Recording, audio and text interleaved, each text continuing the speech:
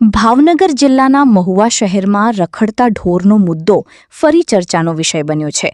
મહુવાના નવા ઝાપા વિસ્તારમાં આવેલી શાળા નંબર 4 નજીક એક ગાય દ્વારા અચાનક હુમલો કરાયાની ઘટના સામે આવી છે.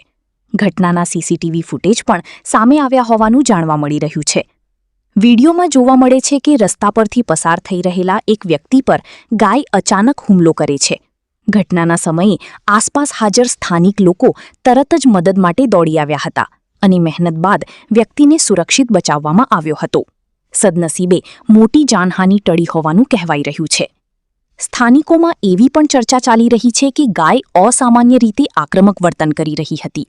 જો કે આ અંગે કોઈ સત્તાવાર પુષ્ટિ સામે આવી નથી. શહેરમાં છેલ્લા કેટલાક સમયથી રખડતા પશુઓ, ખાસ કરીને ગાયો અને આખલાઓના કારણે લોકોને મુશ્કેલીઓનો સામનો કરવો પડી રહ્યો હોવાના આક્ષેપો ઉઠી રહ્યા છે. અનેક વિસ્તારોમાંથી આવી ઘટનાઓ સામે આવતી હોવાને કારણે સ્થાનિકોમાં ચિંતા વધી રહી છે.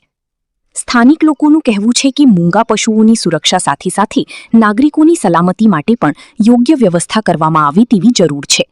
ત્યારે હવે સંબંધિત તંત્ર આ મુદ્દે શું પગલાં ભરી છે તેના પર સૌની નજર રહેલી છે.